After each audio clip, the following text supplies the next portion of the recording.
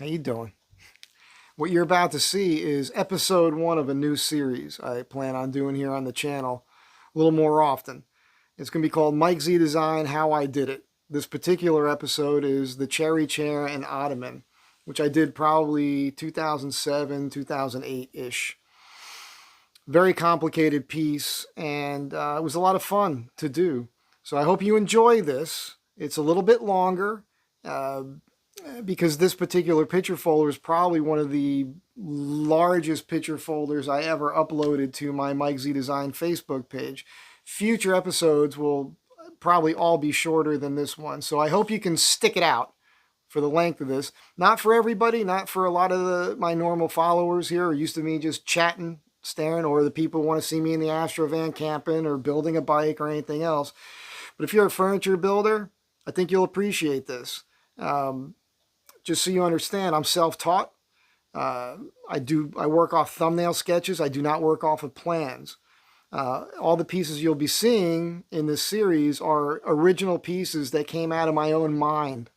Okay, I'm designing this stuff out of my head for that particular client based on their style, what they want, what they like, what they already own. Oftentimes, I'm taking design elements from the things that they already own. So that it ties everything together. One piece can tie everything together. So with that, I'll let you go. I hope you stick around till the end and you enjoy this. Let me know what you think in the comments if you think this is a good idea. I'm just putting the camera up right in front of the computer and just kind of cycling through. So it's not as... The production value on this probably isn't what many of you are used to, but hopefully it'll be good enough for you to get the idea. And that's it. So enjoy this. Again, let me know what you think down in the comments. Don't go anywhere. It's about to get really good. I promise. So let's pick something. Should we do it in some sort of chronological order, or should we just pick something? You know what? Let's do the cherry chair and ottoman. You guys have seen some of this work over at the Johnson's house. This was a chair that I custom designed for the Johnsons. These are the people who let me use their garage as a workshop. At the time, I made this in about 2007, maybe 2008. I think it says 2008 here, but it could have been 2007. I lost my workshop that was in the basement of the building next to where I live, and they wanted me to build this for them. So I borrowed my buddy's garage, which was over in Silver Lake. So I had to bring my machines over there and drive over there every day. But here are, my preliminary sketches for the chair. You guys have seen the chair. You'll see it at the end here. Now, originally I was going to make it out of straight grain, like Douglas fir. In the end, I ended up doing it in cherry, but that's why the pencil lines are what they are there. I'm proud of my sketches because they're pretty simple, but the piece almost always looks exactly like the sketch when it's done. You can see I was already thinking out the joinery. This chair doesn't have any mechanical fasteners. The entire piece is joinery. So I was kind of sketching out these details, trying to figure out how I was going to do joinery and then also selling the project to the client. So this is at my buddy's house, and that was my old S45 Minimax bandsaw, which was underpowered, woefully so. I've got my Inca joiner planer here. He has his own machines here. I was using his table saw and dust collection and all that. But there's the bench I still use today on the wheels. You guys know I got some flack for that recently. This is preliminary milling. This whole thing was made of these giant timbers of solid cherry. This chair is massive. You'd survive if you were next to an earthquake and the house collapsed on you. And you could see just the massiveness of this timber. So to set up the outfeed table and to get these parts face joined and edge joined, the amount of force it takes from your body to lock those pieces in along the fence and get them perfect every time, it takes a lot out of you.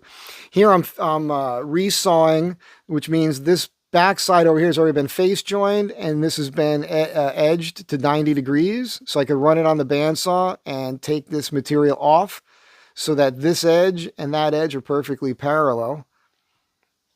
These are all the cutoffs from doing all that work. That's just cutoffs from doing the work. Here's the parts for the chair. there was a pomegranate tree on the other side of the fence there, so we were eating pomegranates. It was pretty good. So here's one of the side/leg assemblies for the chair, and you can see all these. There's a lot of compound curves going on here, and this is two pieces glued together. There's a seam right here you can barely see. I ended up putting butterfly mortises in that, which you'll see. So those are those two pieces, and you could see there's a seam here to get them to be tall enough for what I needed them to do.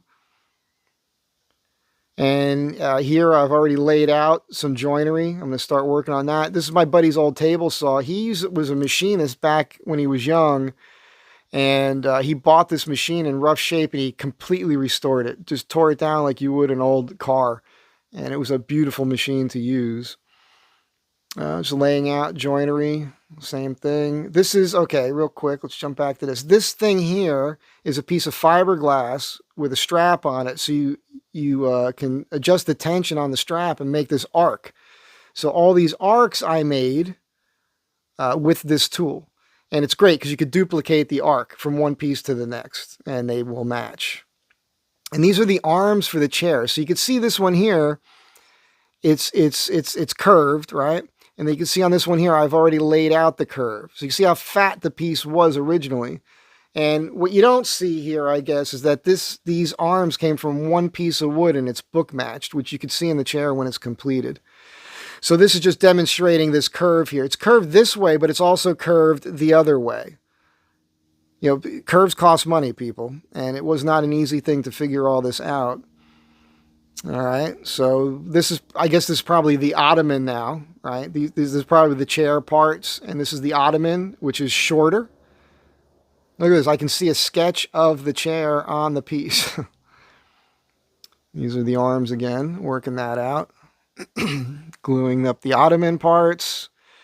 Obviously, it says right there, mortises. So these are the legs for the chair, and this is the arm for the chair. So I'm doing all my laying out. This is my hollow chisel mortiser, putting stickers on it. Of course, we know we take the Hooper's rear end stickers off of everything, and because we can't support that business anymore because it's a horrible business that does horrible work. Never go to Hooper's rear ends in Sun Valley. Okay, parts is parts.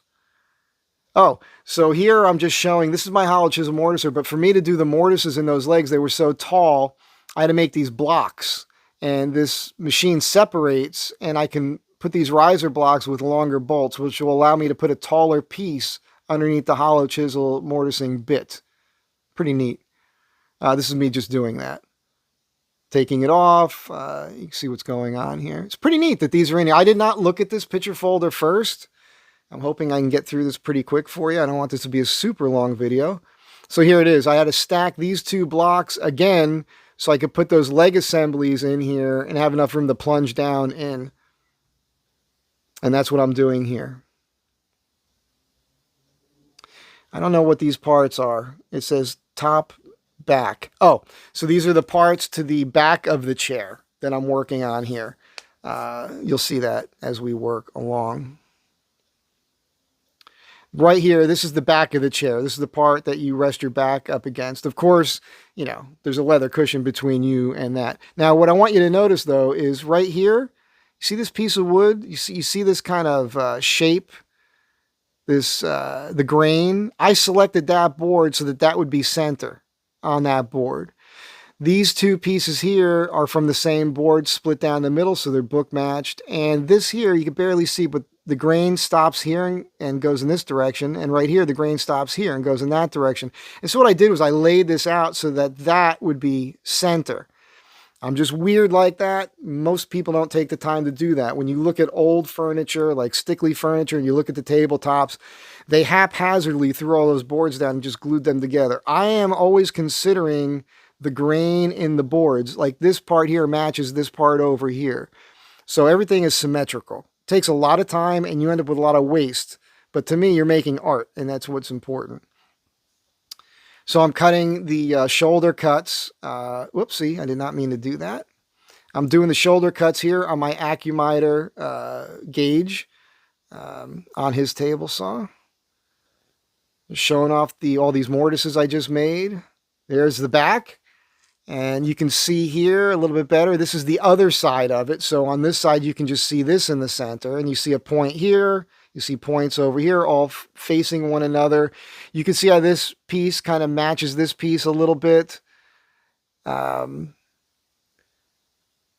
this is me now figuring out an arc. This is the top of the back. And then you can see from here, I want to come out on an angle as well. None of this makes life easier. And then if you look here, you might barely be able to see it. If you go to the page, you'll see it better.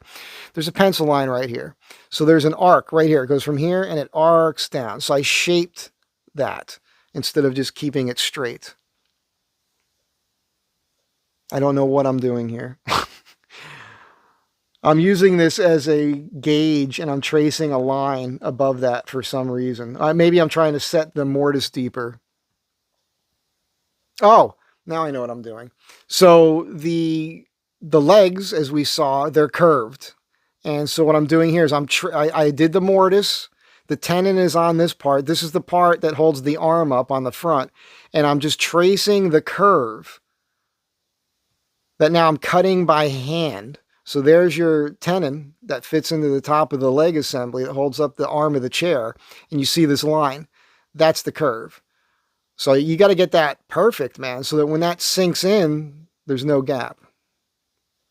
This is me sharpening my chisels. This is one of the chisels I lost when my tools got stolen in my van. It's called a butterfly mortise chisel, and I can't find them anymore. If you guys know where I could find a couple of those in different sizes, I'd be highly grateful. We'll see more of that soon. So you can see here, these are the curves. Again, this is the part. Now this part, it's flat on the side of your body, and then on the outside, there's a vertical curve to the outside of it, which hopefully we'll see at some point here. Yeah, that's me. Now, we're going to see something here pretty soon too. This was my old trim router, which I still own. It's in Arizona. And this was a base that I used, that I made for myself. I had a piece of plexiglass, and you can see I left this whole side open. And this helped me tremendously when I was doing butterfly mortise and such, because I could see it all. And it allowed me to get in tighter to work. And it's just something I want to show you. I also did, and it might be in this picture folder. Oh no, I think I came up with that when I was doing veneer work, when I was doing Biedermeier furniture. There's a picture folder here on a Biedermeier table we'll get to in one of the future episodes. But, well, I won't talk about it because it's not here. But just showing off. So here is the part that had the curve on it. I'm fitting that to the leg assembly. And you see how it's hanging over here.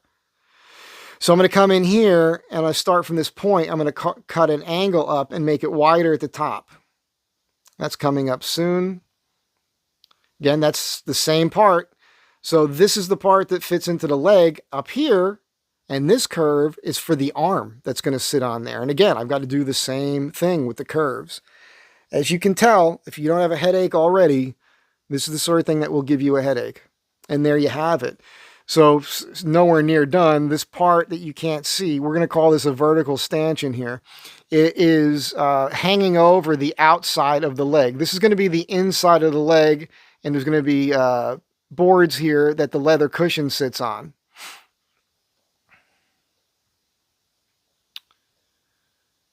My machine went down, so you got to repair your machines. I had to adjust the guides here. At some point, the top popped off. I'll show you that when I get to it. But you've got to adjust the wheels correct, the table correct, and everything else. So everything's 90 degrees to that blade. Otherwise, you're going to run into problems. And so here, this is that same part. This tenon right here goes into the bottom of the arm. The edge down here is the part that fits into the legs. And then here I am cutting this vertical angle. This is the outside of the chair. Came right off. And there you have it. So this will be the outside of the chair. This over here is the inside where you sit. Leather cushion will be here. Obviously, this is the arm that you rest your arm on. And you can see what I did here. And it just flares up nicely. And again, mortise and tenon here, mortise and tenon here. We have military choppers, look like sea stallions to me. They've been flying very low overhead all day today over LA. I don't know what's going on. So this is the front of the chair. This is the rear looking forward. So I'm just making sure you guys can see what's going on here. Going to be a bunch of images of this. I don't think I need to explain it anymore. Now I'm going to be working on the legs, the inside of the legs, where I'm going to be fitting the other parts together to hold the two sides of the chair together. And this is all joinery. So you see there is a dovetail bit. So I'm going to run the router along these two lines with this dovetail bit, and there's going to be a board that slides in here, and it can't pull out because of the dovetail. Which is what I'm doing right here. I cannot understand what's going on in this image, to be honest with you. It's hard to see. There's a hard line right here. I'm drawing everything out. It'll become clearer in a moment, I suppose. But you can see what's happening. I'm trying to determine where to run the bit, and I have this habit of sketching on the parts what I'm doing right here. So I have a glance. I can look over here to reference and remind myself what I'm doing.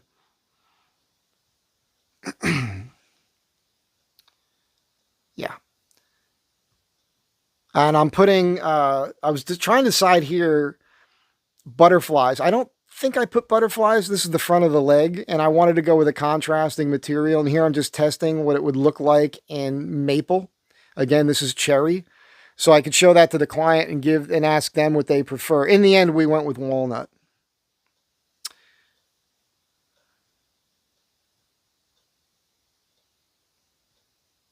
So this here is a guide for the router. This is just a straight line guide because obviously everything's curved here, but the seat is not. The seat's flat. And you can see here, I removed all that material with the router, and then I trim everything up with a chisel, and I end up with this. This is my first step. Joinery is coming. I wouldn't consider this joinery. This is like a kind of a mortised rebate in a way, I suppose. And there you have that. So this is the rear of the chair here. This is the front of the chair. This is the mortise that holds the stanchion that supports the armrest. And what you're seeing here, these are all dovetails. And what's going to happen is boards are going to slide into these dovetails and hold the two sides of the chair together, and then the leather cushion sits on top of that. But the important thing here is no mechanical fasteners. I didn't use any screws in this. Everything is traditional old school joinery. And there I am fitting these cross members into place.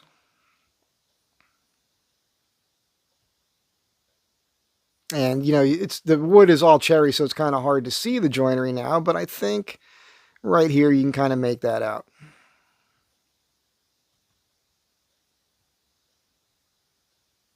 Whoopsie. Did not mean to do that. Forgive me. Scroll through this stuff and catch up to where we were here. We were right there, so we'll start here. So check this out too. It's tiger grain. You see that? It's funny. If you were at a lumber yard and you saw this, you would not want to build a whole piece of furniture out of it. You'd want to mill this into veneers and sell it as veneers because you'd make more money in it that way. Now, this deep mortise that you're seeing here, and then these cross members. The cross members are supporting the cushion. The cushion is designed to fit inside that large mortise. So it's, you know, the cushion's attached to a piece of plywood, obviously. This is from the rear, from the side. You guys get the gist of it. But when you start seeing things like this, you can tell that this is complicated stuff. And keep in mind, I'm building this all out of my skull. Now, these dovetails here are for those horizontal parts that support the seat cushion. This here I just made, and that's supporting a front piece that you're going to see here momentarily. That's it there. There's going to be a curve cut on the bottom of it. This is the top. This is the leg assembly. Again, this is the mortise for the stanchion that holds up the armrest. A lot of hand fitting there, making everything work. Your chisel have to be honed so perfectly you can take just little slivers off that you can see through to get these to fit correctly. This popped off one day. This is the top of the bandsaw. There's spring tension here that adjusts the tension of the blade, and it just broke. And this is me rigging it to make it work again. That was a real hassle. So you're getting to see what this is starting to look like. I think I'm just holding the tape there to get a look at this. So I'm probably trying to figure out how to do the back assembly now and fit that. Here's the part that you saw that dovetail for, that fits in there. There's going to be an arc cut here.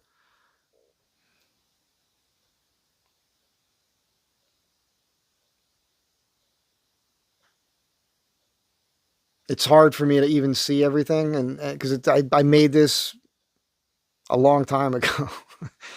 I mean, it's going to be 20 years pretty soon.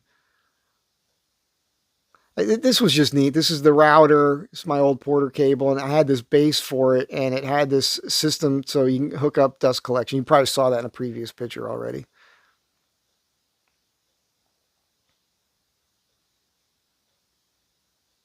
I think this is to fit the back. I think this is where the back of the seat is going to slide into. Again, back to the bandsaw, trying to solve that problem. It looks like I had a mill out on this bolt to put something in there to keep the top from popping off again. Oh, there you go. It's for that set screw. And I found this cast aluminum wheel that's for a table saw because the plastic one broke. So I found this probably on eBay or something. And then I placed it on there and I figured out where that set screw was going to sit. And I wanted this removed, the material. So when that set screw went into this space, basically it's a slot mortise in a way, it can't pop off now. So it's fixed correct. And that's the way they should have done it from the factory. This is what you got to do sometimes. There it is. So that ended up working out great. And now you can adjust the tension on the wheel properly. And that's way more substantial than the plastic garbage that came with it from the factory. You got to improve on your own stuff. All right, so we're back to the chair. I don't know what's going on. These are all these parts. It just gets crazy until you start assembling. And then the assembly process is a whole other problem, you know. But you can see these dovetails cut on these. You know, when you're making mortise and tenon and your tenons also have dovetails cut into them for sliding dovetails, that's a brain tease. So look at this. It's insane. I see what's happening here. This is the leg assembly, and this is going to be the front cross piece. And look at what I did here. So this giant dovetail fits into this slot here on the leg. This is the front of it right here, right there. And then this giant rebate here supports the seat cushion. Again, the seat cushion fits into that. And there you have it. Oh, that's the back side, that part. It's all the way back there. This is the front. I see what's happening now. And now I'm laying out for the arms. I made this cardboard template. And when I say compound curves, again, the arm is already curved this way. Now I'm curving it that way. And it's different thicknesses from the back of the arm to the front of the arm. This is, you know, it's not easy to make all this stuff work. This is me making my walnut butterflies. I have a whole system for that. I cut them all by hand because then each one's slightly different and each one individually gets traced onto the work so that this butterfly will only fit into the mortise made for this particular butterfly. That is the only way to make your butterflies look like they were made by hand. It's to make them by hand. If you use templates, which a lot of people do, the problem there is it all looks like it was made by a machine because all of your butterflies are exactly the same size, and I don't like that. I want you to know where your money's going.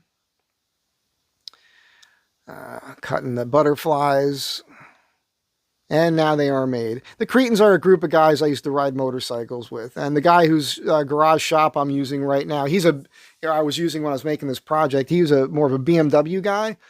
BMW motorcycles, and he rebuilds them as well. He builds beautiful stuff. The guy's an incredible guy.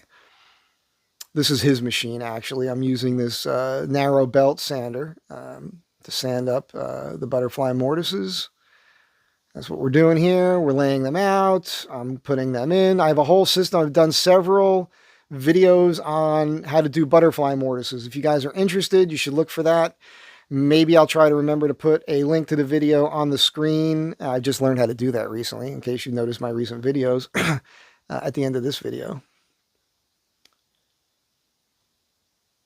And you can see how that pops when you hit it with the water. I always do that, and I like to send a picture like this to the client to kind of give them an idea what it's going to look like when it has finish on it. And that's a lot of handwork right there.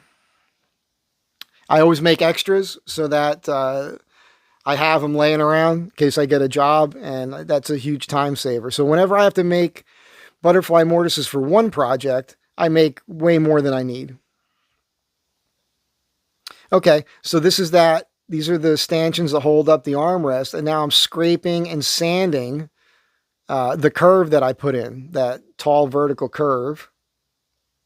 This is me doing looks to me like that's going to be a Dutchman patch because there's a little knot here that I want to erase. And that's what I did there. I did this on purpose so you can see it. I could have picked a piece of wood that would have blended better, but I think it's kind of neat when you're inspecting your work and you see that because you know that somebody took the time to do that. There's the arms getting pretty much done. You can see the front edge. There's a curve to them. You know, an up sweeping around this here. It's beautiful. It's just beautiful. And you see, again, these are book matched. Both of these arms came from the same timber. I don't know if there was a picture of me splitting that, but if there's not, I'm telling you, that's what it is. Use the underside of the arms, obviously, making that mortise. Oh, I see. That Dutchman patch is on the bottom of the arm. You're never going to see it. Guaranteed nobody's ever noticed that, but I can't help myself. I had to do it the right way. And I'm just showing off here that these are compound curves. This is not, again, I keep saying it, I'm repeating myself, but this is not easy for most people to do. And there's your side. So when you see it wet like that, that means I've sanded it to the point now where I'm removing all the dust and I'm getting it ready for finish. And this is just a step I try to always do because when you wet it, it swells the grain. And then you get to scrape and sand again like a final time. And then when you apply your finish, the grain won't raise. At least it shouldn't raise as much. So it makes your finish, the finished portion of the project, easier when you eventually get to that. Now I'm laying out how to fit the arm to the back. It's the backrest of the chair. And I have to come up with a funky joint here to support the back side of the arm.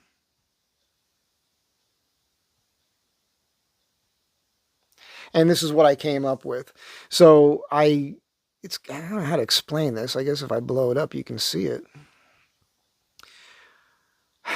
So this is the side rail of the back, the chair back, and I created this funky joint, and then the arm has, I don't know how to explain this to you, but it basically fits in like a puzzle piece. And so the back of the arm is supported right here in this little joint with glue, and that's all there is.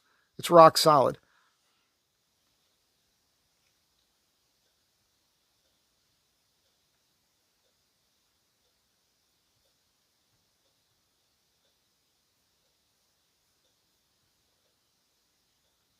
And there you have it. So this is the vertical part of the frame for the back of the chair.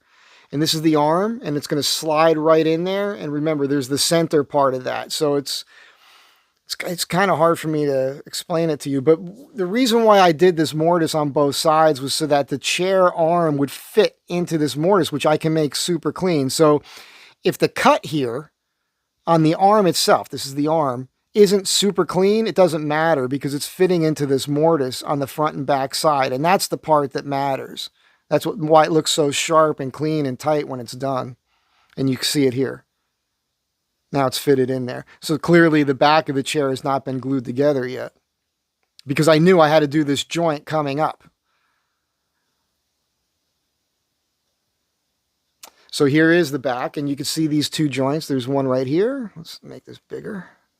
So there's a joint here and here. And again, that's where the back side of that curved arm locks into place. This back of this chair is also non-adjustable. The client did not want it to adjust. I sat with him and I made a blank up for him with the proper angle that he was comfortable at. So this chair was specifically made for that guy, but it's very comfortable. I've been in it. So this is just gluing up the back of the chair.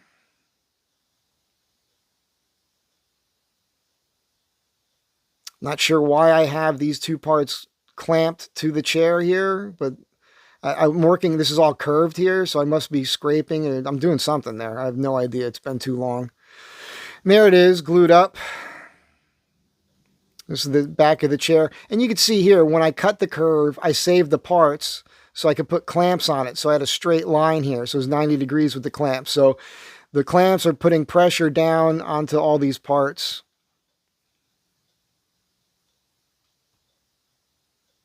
These are the chair parts. These are the parts that support the seat. These are the verticals that support the arms.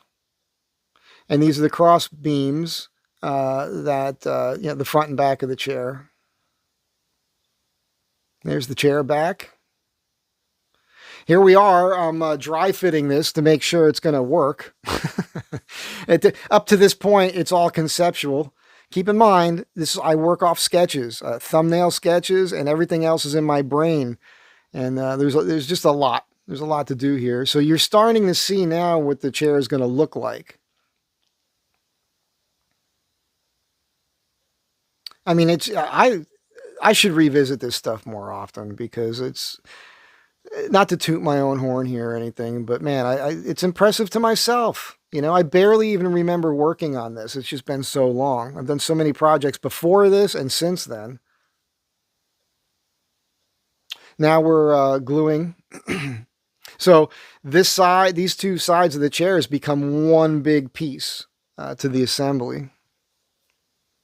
This is the Ottoman. That's what we're doing here. That's gluing up the Ottoman.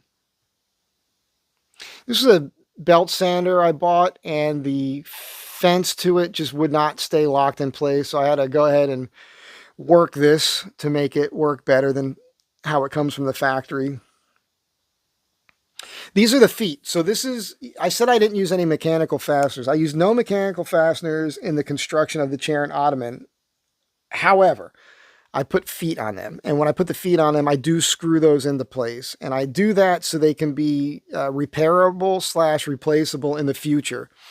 So 100 years from now, furniture maker, carpenter could run in his chair. Maybe somebody put it in a basement. Maybe got some water damage or something on those feet. You could take the feet off and replace them. Or if you wanted to change the height of the chair or the pitch of the chair, you could do it by making new feet for it. So I'm trying to think these things out. These are my old Danners that ruined my feet. Oh, that was interesting. So I have this frame for this belt sander on this block of wood. It's still set up like this today. I still use it. And you can see here it's set up with a hole in it so I can put my dust collection in there. So that worked out pretty well. I still use it. These are the feet for the chair and Ottoman. I'm trying to figure out, so these are all mortise and tenon. And what I did was I used wood pegs to reinforce the mortise and tenon joint. And that's what I'm doing here. So I'm laying out the wood pegs that I'm going to pop in there. And there you have it. So there's two pegs here. There's two pegs here on the inside that you'll never see these two because the seat cushion covers them, but you can see these in the finished product. So what you do is you figure out how deep you want to go with the square, and then you drill a hole the rest of the way. So you basically make a dowel with a square on the end of it, and you fill it with glue and you pound it into place. At least that's how I do it. I'm self-taught. We'll get into that, I suppose. Maybe I have already added that to the beginning of this video. And you can see looking into that what that looks like, which I think is pretty cool, man. And then there they are finished. And you can see here, there's that Dutchman patch on the underside of the arm on this side. And on the finished product, you can see these pins here.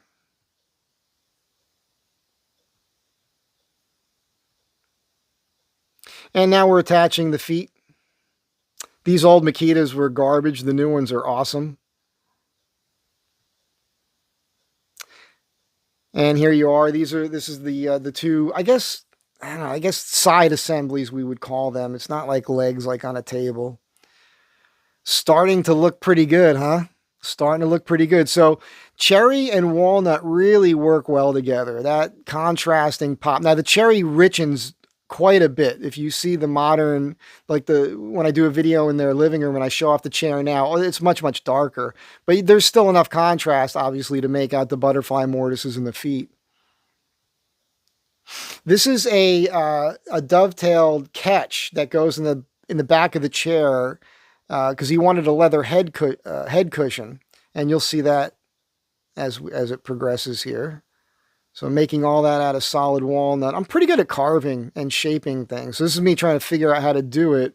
And in the end, this is the top of the back, and you can see I'm creating this big. I hope this is showing up on screen well enough for you. Let me make it larger. There's the part I just made, and I'm dovetailing that to the top of the back of the chair. It'll make more sense. There you go. Look at that. I mean, that's, tight is right, people. That is tight. That is tight. And that is what you want. Anything less is garbage. Let's see here. There you go. So let me make that a little smaller here. And what you're seeing now is, has to be sanded a little bit. This gap right here is where a leather strap comes through and a head cushion goes on the other side. Again, you'll see that with the finished product. Looking pretty cool, huh? Whoops. I love my Festool stuff, but now that I have the cordless Makita, I use that more often. Also, I don't like random orbit sanders as much as I like sheet sanders. I think the sheet sanders, the square ones or the rectangle ones, I think that they produce a better finish for furniture grade stuff because they don't make like the big swirls. Anyhow, that's that piece, and it's looking mighty fine, mighty fine.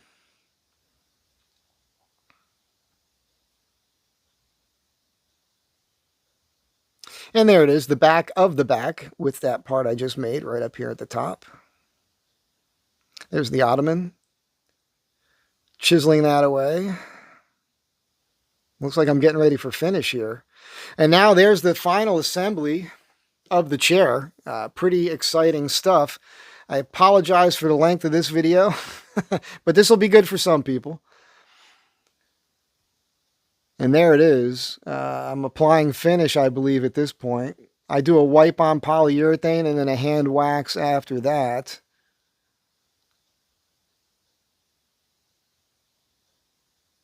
And there's the chair.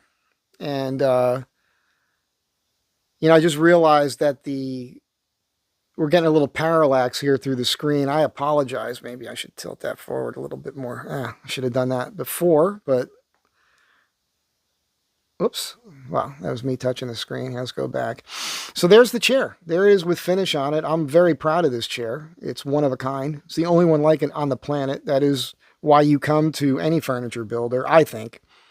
I don't like to do anything more than once. I have done a run of benches. You guys will see that. We'll do a video on that. This video is going to be longer than the other videos because I think this is one of the largest picture folders I ever put out there. So future ones will be shorter. You see this grain here in the center, the way I put that right there, dead in the center. The cushion work was done by a guy over by me here. It was like East LA. I don't remember the name of the business. I don't think he's probably not even in business anymore after COVID. That really killed a lot of stuff. But yeah, it's a beautiful chair. There you have what I was talking about. There's the cleat that holds the leather head cushion. Look at this, man. All these curves. It's, again, curved here, curved there, curved there. It's nothing but curves.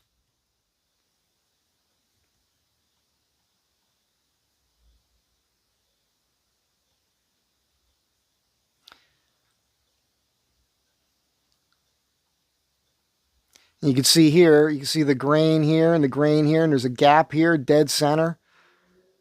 Not too many people are going to put that kind of thought into it. I'm just kind of crazy. Again, you can see the pins right here.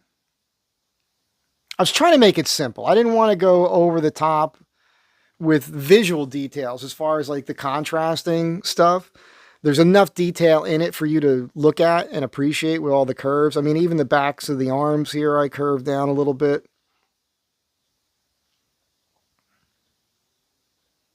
That's Mary. This is a woman I used to be friends with. And she was a model, and I used to photograph her quite a bit. You can see why. Good old Mary, making her famous. Her sister's married to David Lynch, actually. Just a little, thought you guys would find that interesting. That might be the cover shot for the, this here maybe, you might be seeing this as the cover shot for the, and we'll see if YouTube will, this will be one of the ones they select. This might be a hard one for me to crop properly and get there, but it would be nice if it was.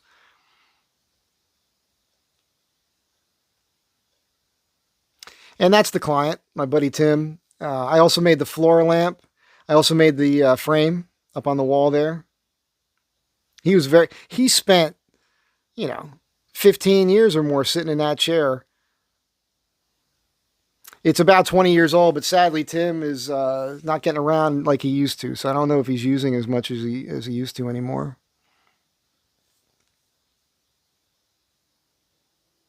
It really did turn out fantastic. There's the Ottoman, nice tight shot. You'll see here, this is the tray for the floor lamp, and I put stones in that. I create a tray and put stones in it to basically weigh the bottom down, but it gives it a nice organic look.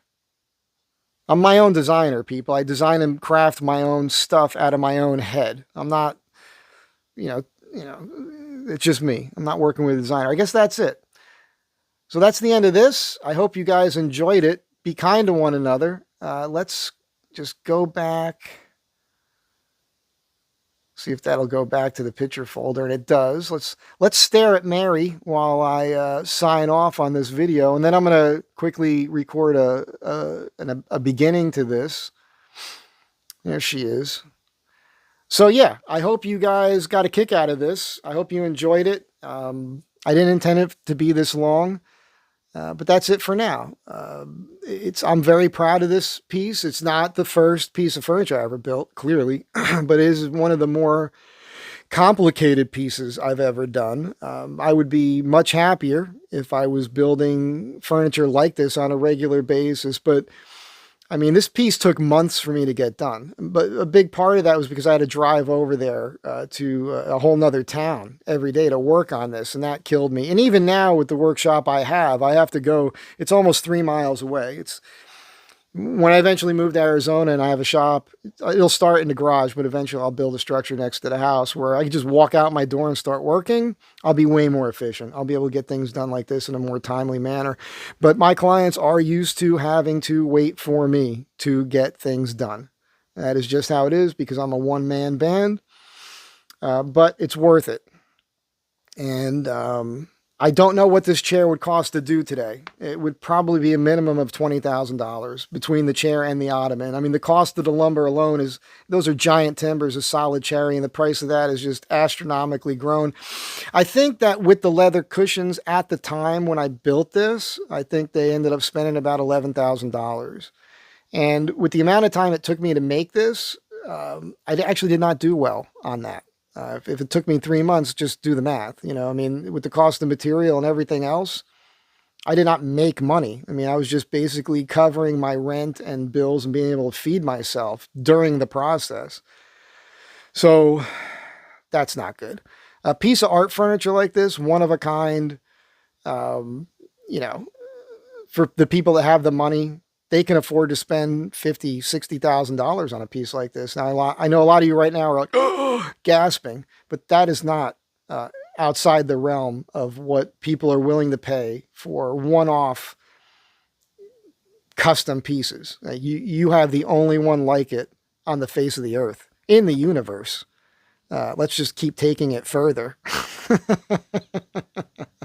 That's it for now. You guys have a great day. Be kind to one another. I will catch you in the next one.